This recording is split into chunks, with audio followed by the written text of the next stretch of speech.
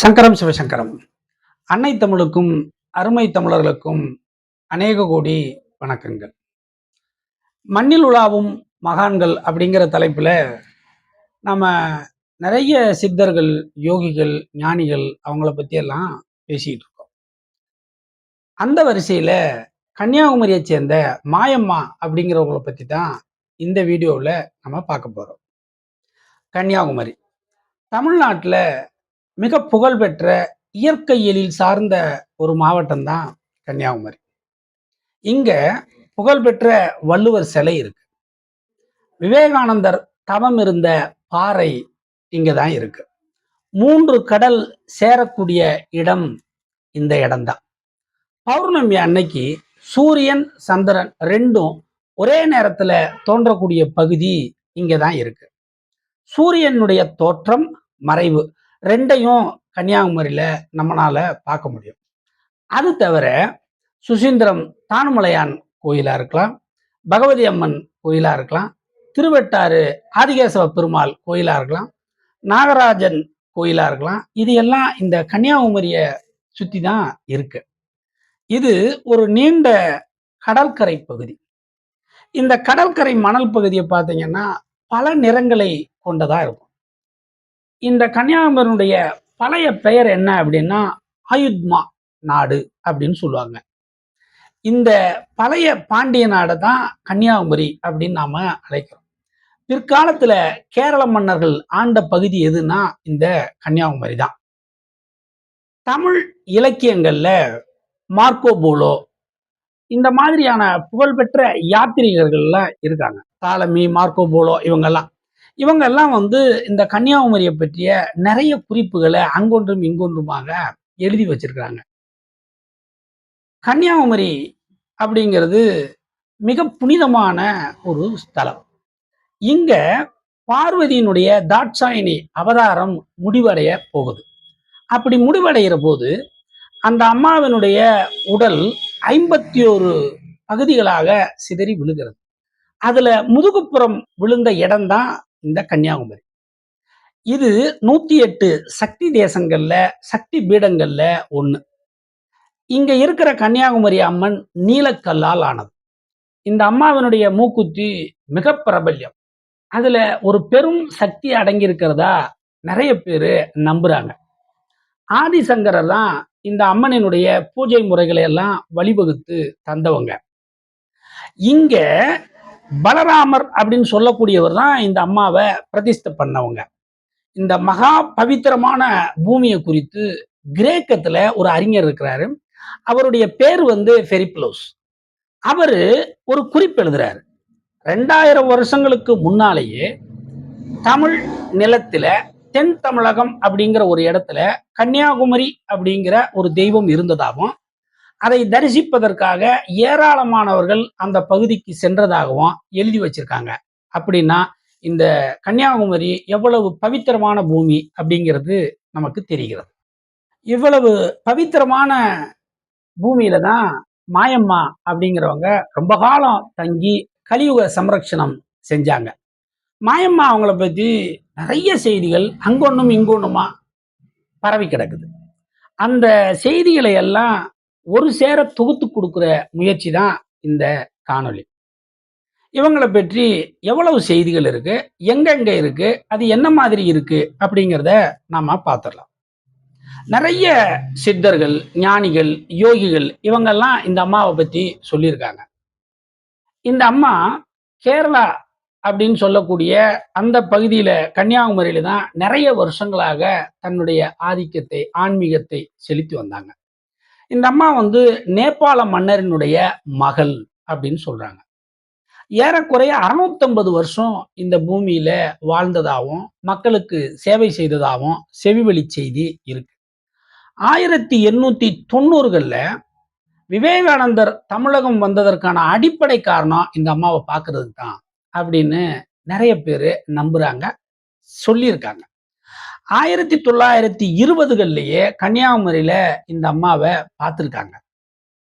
அத வாய் வழியா செவி வழியா நிறைய தகவல்களை பதிவும் செஞ்சிருக்காங்க. இந்த அம்மாவை பைரவ சித்தர் அப்படின்னு சொல்லுவாங்க.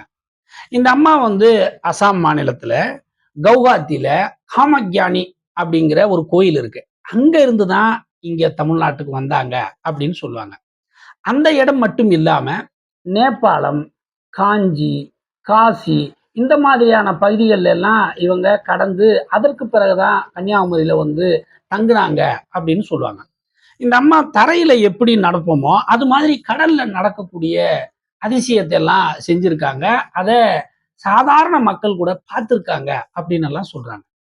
இவர இந்தியாவினுடைய புகழ்பெற்ற அரசியல் தலைவர்கள் அப்படின்னு சொல்லக்கூடிய இந்திரா காந்தி, வி.வி. கிரி, ஜெயில் சிங் இந்த மாதிரியான மனிதர்கள் எல்லாம் வந்து பார்த்துட்டு போயிருக்காங்க.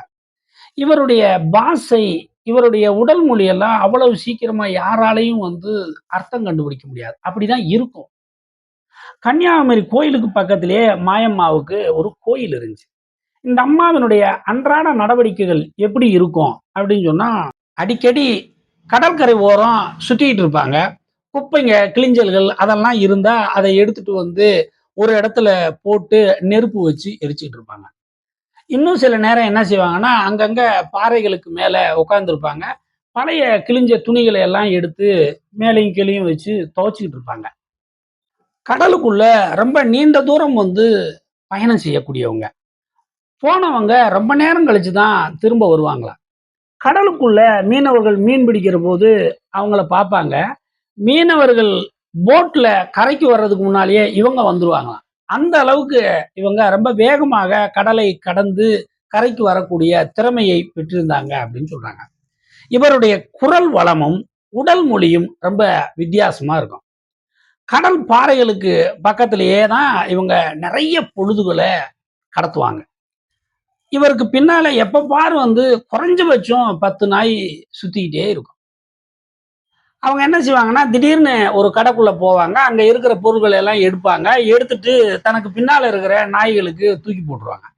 ஒரு கடைக்காரவங்க கூட இந்த அம்மா செய்யறது தப்பு அப்படிங்கிற மாரியோ, அருவருப்பாவோ பார்க்க மாட்டாங்க. அத ரொம்ப தனக்கு கிடைத்த பாக்கியமாவோ, சந்தோஷமாவும் ஏத்துக்கிட்டு, அந்த அம்மாவ கும்பிட்டுக்கிட்டு நிப்பாங்க. அதுதான் இந்த அம்மாவினுடைய அன்றாட பழக்கம். இந்த அம்மா செய்த அதிசயங்கள் அப்படின்னு பார்த்தீங்கன்னா, நெறைய இருக்கு. நெறைய இருக்கு. அதுல ரொம்ப குறிப்பா சொல்லக்கூடிய 1, 2 அதிசயங்கள பற்றி மட்டும் நாம இந்த காணொளியில பார்க்கலாம். மாயம்மா அப்படிங்கிறவங்க கன்னியாகுமரி கோயிலுக்கு வெளியில ஒரு ஷெட் மாதிரி போட்டு தங்கிட்டு இருந்திருக்காங்க. அந்த இடத்த தேவசம் போர்டுல இருக்கிறவங்க என்ன செய்றாங்க, இங்க எல்லாம் வந்து இந்த மாதிரி எல்லாம் கட்டக்கூடாது அப்படின்னு சொல்லி பிரிச்சு போட்டு போயிடுறாங்க. இது நடந்த ஒரு சில நாட்கள்லயே தேவசம் போர்டே கலைஞ்சிருது. அந்த தேவசம் போர்டுக்காரவங்களுக்கு இது பெரிய அதிர்ச்சியை தருது. நம்ம தெரியாத ஒரு தவறு பண்ணிட்டோம் போல இருக்கு. இந்த அம்மா குடிசையை கழட்டி இருக்க கூடாது, உழைச்சிருக்க கூடாது அப்படின்னு சொல்லிட்டு மறுபடியும் அந்த குடிசையை போட்டு கொடுத்துட்றாங்க. இது அந்த அம்மாவினுடைய பவர் தெரியறதுக்கு ஒரு அடிப்படை காரணம். இன்னொரு முறை ஒரு தொழிலாளி, அந்த தொழிலாளிக்கு விடாத வயிற்று வலி. வேதனை தாங்கல. இந்த அம்மாவை வந்து பார்க்குறேன்.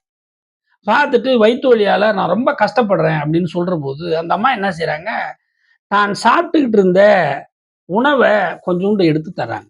அத சாப்பிட்ட அடுத்த நொடி அவருக்கு சொஸ்தமாயிருது. இது 2வதா செஞ்ச அதிசயம். இன்னொரு முறை ஒருத்தருக்கு தொழுநோயால பாதிக்கப்பட்டு அந்த வேதனை தாங்க முடியாத இந்த அம்மாவ வந்து பார்க்குறாங்க, அழுகுறாங்க, தன்னுடைய துன்பத்த சொல்றாங்க. அவருக்கும் இவங்க என்ன செய்றாங்க அப்படின்னா, தான் சாப்பிட்ட சாப்பாட குடுக்குறாங்க. ஒரு சில வாரங்கள்லயே அவருக்கு அந்த தொழுநோய் அப்படிங்கிறது இல்லாம பண்ணிருது. இது அவங்க செஞ்ச இன்னொரு அதிசயம். இன்னொரு முறை ஒருத்தருக்கு தேவையில்லாத ஒரு மரண பயம். ஒரு வாரத்துல தான் செத்துருவோம் அப்படின்னு நினைச்சு மனக்குழப்பத்துல பெரும் வேதனையில இந்த அம்மா கிட்ட புலம்பி தவிக்கிறார். எனக்கு ஒரே பயமா இருக்கு, ஒரே பயமா இருக்கு அப்படின்னு. அவங்க என்ன செய்றாங்க, பக்கத்துல ஒரு கூர்மையான ஒரு ஆயுதம் இருக்கு. எடுத்து தரையில இருந்து எடுத்து இவருடைய தொடையில போய் நறுக்குன்னு குத்திடுறாங்க. அந்த குத்துன மறுநொடி அவருக்கு அந்த யம பயம் அப்படிங்கிறது போயிருது. இன்னொன்னு சொல்லுவாங்க, இந்த அம்மா கன்னியாகுமரியிலிருந்து நேரா சேலத்துக்கு கொஞ்ச காலம் இடம்பெயர்ந்து போயிடுறாங்க. இடம்பெயர்ந்து போன அந்த காலத்துல சேலம் பகுதியில வறட்சி காணப்படுது. மழை இல்ல. மனிதர்களுடைய மனோபாவம் என்ன அப்படின்னு சொன்னா, திடீர் திடீர்னு மாறக்கூடியது. மழை இல்லாததுக்கு இந்த அம்மா இந்த ஊர்ல இருக்கிறது தான் காரணம். அப்படிங்கிற மாரி கருத்துக்கள பரப்ப ஆரம்பிச்சுடுறாங்க. உடனே இந்த விஷயம் அவங்க காது வரைக்கும் எட்டுற மாதிரி போயிருது. திடீர்னு பார்த்தீங்கன்னா, கடுமையான மழை. சேலம் முழுவதும் மழை. எங்க பார்த்தாலும் தண்ணி கரை புரண்டு ஓடுறது. மக்களுக்கு இப்ப பயம் வந்துட்டது. நாம தெரியாத சொல்லிட்டோம். தவறா சொல்லிட்டோம். இந்த அம்மா சேலத்த விட்டு போயிறக்கூடாது அப்படின்னு பின்னால பிரேயர் பண்ண ஆரம்பிச்சுறாங்க. இதெல்லாம் அந்த அம்மா செய்த அதிசயங்கள்ல 1, 2. இந்த அம்மா எவ்வளவு பெரிய உயர்ந்த நிலையில் இருந்தாங்க அப்படிங்கிறத, இந்த அம்மாவினுடைய உயரம், இந்த அம்மாவினுடைய தகுதிக்கு ஈடாக இருந்த பல தபசிகள், பல ஞானிகள், பல யோகிகள் தங்களுடைய கருத்துக்கள பதிவு செய்திருக்காங்க. அத நம்ம அடுத்து பார்க்கலாம். இந்த கலியுகத்துல, இந்த 21ஆம் நூற்றாண்டுல ஆன்மீகத்துல மிக உயர்ந்த நிலையில் இருந்ததை மக்கள் பார்த்திருக்காங்க. அப்படி இருந்தவங்க யாரு அப்படின்னா, காஞ்சி பெரியவர். அந்த காஞ்சி பெரியவரே மகாஜோதி அப்படின்னு சொல்லக்கூடிய நிலையில இருந்தவரு சிவசங்கர பரமாத்மா.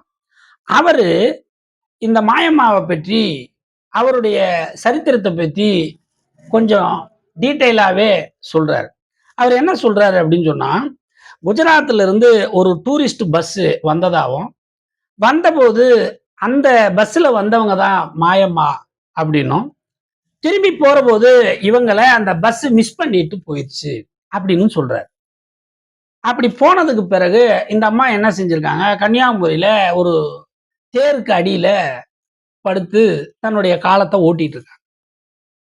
அப்ப சில விரும்பத்தகாத மனிதர்கள், ஒழுக்க குறைவான மனிதர்கள் இந்த அம்மா கிட்ட தவறா நடக்க முயற்சி பண்ணி அருகில போயிருக்காங்க. அருகில போன உடனேயே ஒரு ஷாக் அடிச்ச மாதிரி அந்த தவறு செய்ய எத்தனைத்த மனிதர்கள் தூக்கி வீசப்பட்டிருக்காங்க. வீசப்பட்ட உடனே அவங்க எந்திரிச்சு ஓடிடுறாங்க. இந்த சம்பவம் அந்த அம்மாவுக்கு ஒரு விதமான அருவருப்பை தந்துருச்சு. உடனே தனக்கு இயல்பாக இருந்த மேனிய கோரமா மாத்திக்கிறாங்க. அப்படிதான் மாத்துனாங்க அப்படின்னு இந்த சிவசங்கர பரமாத்மா தன்னுடைய மாயம்மாவினுடைய கருத்துக்களை பதிவு செய்றார்.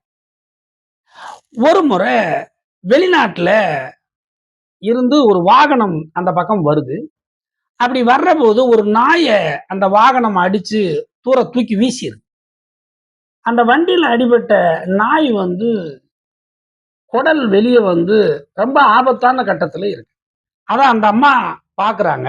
பார்த்துட்டு குடலை எல்லாம் எடுத்து மறுபடியும் அந்த நாயினுடைய வயித்துக்குள்ள வச்சுட்டு, தன்னுடைய மேனியில இருந்த பழைய துணிகளை எல்லாம் எடுத்து பேண்டேஜ் மாதிரி கட்டு மாயம்மா அந்த நாய்க்கு மேல.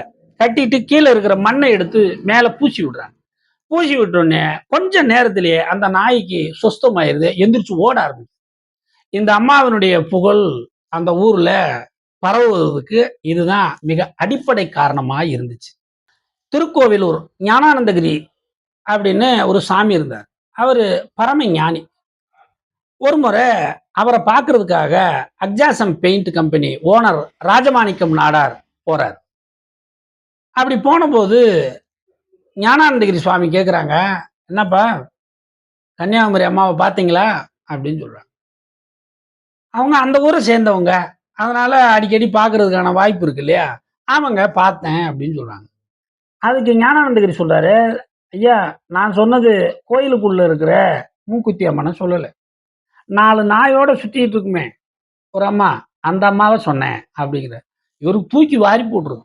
அது வரைக்கும் அந்த அம்மாவை பற்றி எங்கேயும் பெரிய பெரிய பிரபல்யமா தகவல் எதுவும் இல்லை. இந்த அக்ஜாசம் பெயிண்ட் ஓனர் ராஜமாணிக்க நாடார் இந்த விஷயத்த அப்படியே மெல்ல மக்கள் மத்தியில பரப்பிடுறார். அந்த அம்மாவுக்கு ஒரு சின்ன கோயில் மாதிரி கட்டி கொடுத்துட்றாங்க. இப்படித்தான் அந்த அம்மாவினுடைய புகழ் அந்த பகுதியில பெரிய அளவுக்கு வளர்ந்துச்சு. பிற்காலங்கள்ல சில விரும்பத்தகாத நிகழ்வுகள் எல்லாம் நடந்ததுனால அந்த அம்மா அந்த கன்னியாகுமரி அப்படிங்கிற இடத்த விட்டு நகர்ந்து சேலம் பகுதிக்கு போயிட்டதா இந்த சிவசங்கர பரமாத்மா பதிவு செய்றார். இன்னொருத்தர் ஆன்மீகத்துல பெரிய நிலையில இருக்கிறவர். அவரு சத்குரு. அவரு இந்த அம்மாவை பற்றி ஒரு தகவலை பதிவு செய்றாரு. அவர் சொல்றாரு, ஒரு முறை பௌர்ணமி அன்னைக்கு நான் இந்த அம்மா சமாதியில சென்று பிரேயர் பண்ணேன். அப்படி பிரேயர் பண்றபோது ஒரு நல்ல அதிர்வலை இருந்ததை என்னால உணர முடிந்தது அப்படின்னு சொல்றாரு. இன்னொரு பெரிய ஆன்மீக உயரங்களை தொட்ட விசிறி சாமியார். அவருக்கும் இந்த அம்மாவுக்குமான உறவு எப்படி இருந்தது அப்படிங்கிறது இங்க ரொம்ப அடிக்கோடிட்டு பார்க்கக்கூடியது. 1976கள்ல வாரணாசியில ஒரு பெரிய பண்டிட் இருந்தார், சாஸ்திரி. அவரு இந்திரா காந்திக்கு சமஸ்கிருதம் கத்துக் கொடுத்தவர். அவரு அரசாங்க விருந்தினரா கேரளாவுக்கு ஒரு முறை வர்றாரு. வந்தவரு கன்னியாகுமரிய போய் பார்த்துட்டு வரணும், அங்க கடல்ல குளிச்சுட்டு வரணும் அப்படின்னு திட்டம் போட்டு கன்னியாகுமரிக்கு வர்றாங்க. அங்க குளிச்சுக்கிட்டு இருக்காங்க. ஒரு ஹாஃப் நிக்கர் போட்டு குளிச்சுக்கிட்டு இருக்காங்க. திடீர்னு பார்த்தீங்கன்னா, மாயம்மா அந்த பக்கம் வந்து இந்த சாஸ்திரிய தர தரன்னு கையை பிடிச்சு இழுத்துக்கிட்டு கரைக்கு மேல இருக்கிற ஒரு கார் பக்கத்துல போறாங்க. அந்த கார் வந்து ஒரு நாடாருடையது. அவரும் அங்க இருக்கிறார். அவருக்கு மாயம்மாவை பத்தி தெரியும். ஆனா இந்த பண்டிட்டுக்கு தெரியாது. அவரு தர தரன்னு இழுத்துட்டு போற அந்த அம்மாவை அப்படியே பேந்த பேந்த முழிச்சுட்டு பாக்குறாரு. காருக்குள்ள அந்த சாஸ்திரிய உள்ள உட்கார வச்சிருது. உடனே காருக்கு வெளியே இருந்த அந்த ஓனர் நாடார வண்டியை கிளப்பு அப்படின்னு உடல் மொழியில சொல்றாங்க. வண்டி மூவ் ஆயிருது. நேரா மதுரையை நோக்கி வருது. ஒருவேளை மீனாட்சி அம்மன் கோயிலுக்கு வர்றாங்க போல இருக்கு அப்படின்னு சொல்லிட்டு மீனாட்சி அம்மன் கோயில் பக்கத்துல போய் நிப்பாட்டுறாங்க. ஆனா அந்த அம்மா இறங்கல. வண்டியை மறுபடியும் இன்னொரு திசையை காட்டி விட சொல்றாங்க. அவரு காட்டின திசையிலேயே போறாங்க. போற போது அது திருவண்ணாமலையில போய் நிக்கிறது. திருவண்ணாமலை கோயிலுக்கு பக்கத்துல விசிறி சாமியாரனுடைய ஆசிரமம். அந்த ஆசிரமத்துல நிக்கிறாங்க. அவங்க போய் சேர்ந்த நேரம் நடுஜாமம். அந்த டைம்ல இவங்க வந்து நிக்கிறாங்க. அதுக்கு முன்னாலேயே அங்க விசிறி சாமிகள் வந்து எந்திரிச்சு வெளியே வர்றாங்க. இவங்க வந்தது அஸ் அ ஹியூமன் பீயிங்கா எப்படி அவருக்கு தெரியும்? அதான் மகாத்மா அப்படிங்கிறது. அவங்க கதவை திறந்துட்டு வெளியே வர்றாங்க. வெளியே வந்தபோது இவர் இந்த சாஸ்திரிய பார்க்குறாங்க. இந்த சாஸ்திரிய இந்த விசிறி சாமிக்கு முதல்லயே தெரியும். விசிறி சாமியை பார்க்கணுங்கிற எண்ணம் இந்த சாஸ்திரிக்கும் இருந்திருக்கு. இது ரெண்டும் பாருங்க, இந்த ரெண்டு நிகழ்ச்சியும் பாருங்க. இப்ப அது சிங்கர்னைஸ் ஆகிறது. அந்த அம்மா கார்லயே உட்கார்ந்துருக்காங்க. விசிறி சாமியை பார்க்க உள்ள வரல. விசிறி சாமிகள் வந்து வெளியவும் வரல. கதவுக்கு பக்கத்துல கண்ணை மூடி தியானம் பண்ற மாதிரி இப்படியே நிக்கிறாங்க. மாயம்மா கதவை திறக்கல, காரை விட்டு கீழே இறங்கல, இப்படியே பாக்குறாங்க. மேலே இருக்கிற அண்ணாமலை கோபுரத்தை பாக்குறாங்க, விசிறி சாமிய பாக்குறாங்க. இந்த பரிபாசை கொஞ்சம் நடந்துகிட்டு இருக்கு. நடந்துகிட்டு இருந்த உடனே கார் டிரைவரை விசிறி சாமி கூப்பிட்டு இந்த வந்த பண்டிட்டுக்கு தேவையான ஆடை ஆபரணங்கள் இது எல்லாத்தையும் கொடுத்து நல்ல விதமா பத்திரமா கொண்டு போய் கன்னியாகுமரியில சேர்த்துருங்க, ஒப்படைச்சிருங்க அப்படின்னு சொல்லி அனுப்பி வைக்கிறாங்க. அப்ப பாருங்க, மிக உயர்ந்த நிலையில இருக்கக்கூடிய 2 பேர் சந்திச்சா அங்க பேச்சுக்கெல்லாம் ஒண்ணும் கிடையாது. சாஸ்திரி பார்க்க வந்தது அந்த அம்மாவுக்கு எப்படி தெரிஞ்சது? இந்த அம்மா வந்திருக்காங்க, உள்ள வான்னு சொல்லல. அவங்களும் நான் வரட்டுமான்னு கேட்கல. வெளியில அவங்க வரவே இல்லை. வாசல்ல நின்று இவங்க 2 பேரும் பேசிக்கிறாங்க. என்ன பேசியிருப்பாங்க அப்படிங்கிறது தான் ஆன்மீகத்தினுடைய மிக உயர்ந்த நிலை. அடுத்து ஒருத்தர் இந்த அம்மாவை பத்தி ஒரு குறிப்பு சொல்றாங்க. அவர் யாரு அப்படின்னா பொன் காமராஜ் அப்படின்னு சொல்றவங்க. இவரு விசிறி சாமியாரினுடைய சீடர். இவங்க அப்பா பொன் காமராஜ அவருடைய 5வது வயசுலயே மாயம்மா கிட்ட கூட்டு போயிருக்காங்க. கூப்பிட்டு போனதுக்கு அந்த அம்மா திட்டிருக்காங்க. ஏன் இந்த சின்ன வயசுல இந்த பையனை எல்லாம் இங்க கூப்பிட்டு வர்ற அப்படின்னு. அதுக்கு பிறகு அந்த அம்மாவை அவர் ஃபாலோ பண்ணிட்டே இருந்திருக்கிறாரு. நிறைய ஆசீர்வாதம் எல்லாம் வாங்கிட்டே இருந்திருக்கிறாரு. அவர் படிக்கிறாரு, பிஎல் பட்டம் வாங்குறாரு. அந்த பட்டத்தை காட்டுறதுக்காக மாயம்மாவை பார்க்க போறாங்க. பார்த்தா அவங்க என்ன செஞ்சாங்க அப்படின்னா, அந்த பட்டத்தை வாங்கி கிழிச்சிட்டு நெருப்புல போட்டு விட்டாங்க. தவிர ஒரு சூட்டுக்கோள் இருக்கு. அந்த சூட்டுக்கோளால பொன் காமராஜனுடைய தொடையில ஓங்கி ஒரு குத்து குத்தி விட்டுறாங்க. அந்த பொன் காமராஜ் சொல்றாரு, இந்த அம்மாவை சக்தி ரூபத்துல நான் பார்த்திருக்கேன். அவர் இப்பயும் இருக்கிறார். சக்தி ரூபத்துல நான் பார்த்திருக்கேன் அப்படின்னு சொல்றாரு. யார? மாயம்மாவ. அது தவிர இந்த அம்மா நவகண்ட யோகம் செய்வாங்க. அத நான் நேரடியா பார்த்திருக்கேன் அப்படிங்கிற தகவலையும் சொல்றாங்க.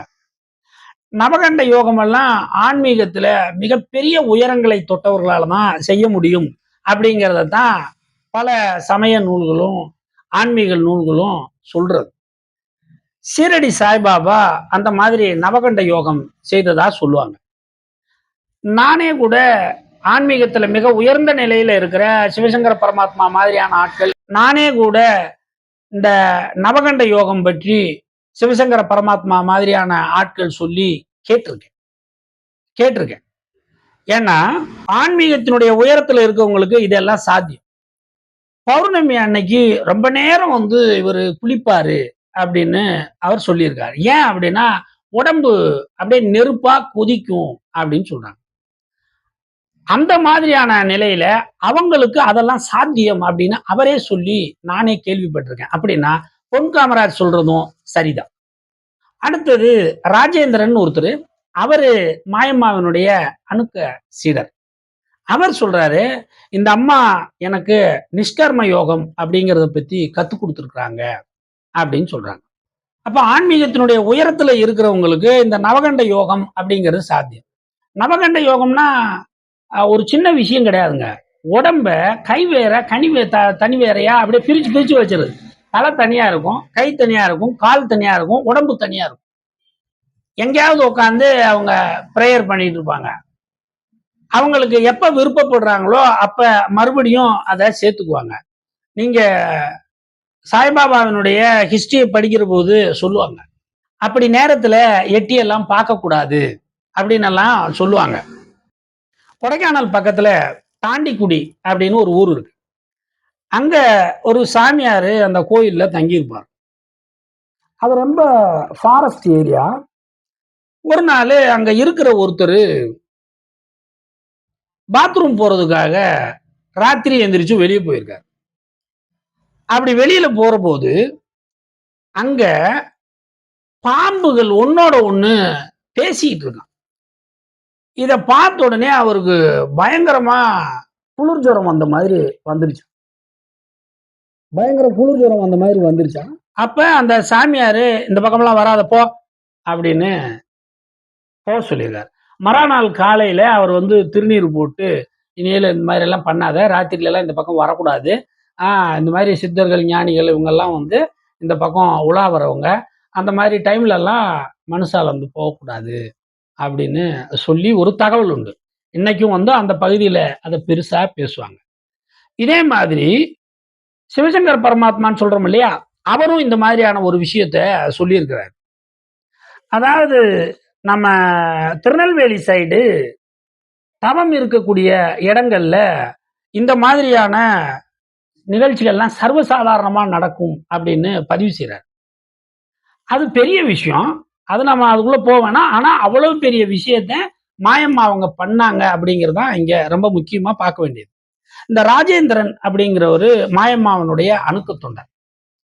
அந்த அம்மாவை பற்றி அவர் சொல்றாரு, எனக்கு நிஷ்கர்ம யோகம் அப்படிங்கிறத பத்தி மாயம்மா சொல்லி கொடுத்துருக்குறாங்க அப்படின்னு சொல்றாரு.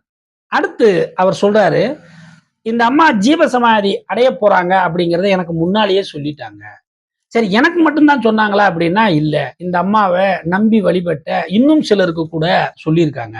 இந்த அம்மா ஒரு நாள் கூட தனக்கு கோயில் கட்டிக்கணும் அப்படின்னு நினைச்சதில்ல. யாரெல்லாம் என்னை நம்பி சாமி கும்பிடுறாங்களோ, என்னைய கும்பிடுறாங்களோ, என்னுடைய தேவை இருக்கோ, அவங்கெல்லாம் என்னைய சூரியன்ல பார்க்கலாம் அப்படின்னு சொல்லியிருக்காங்க. அப்பேற்பட்ட மகா தவசி தான் இந்த மாயம்மா.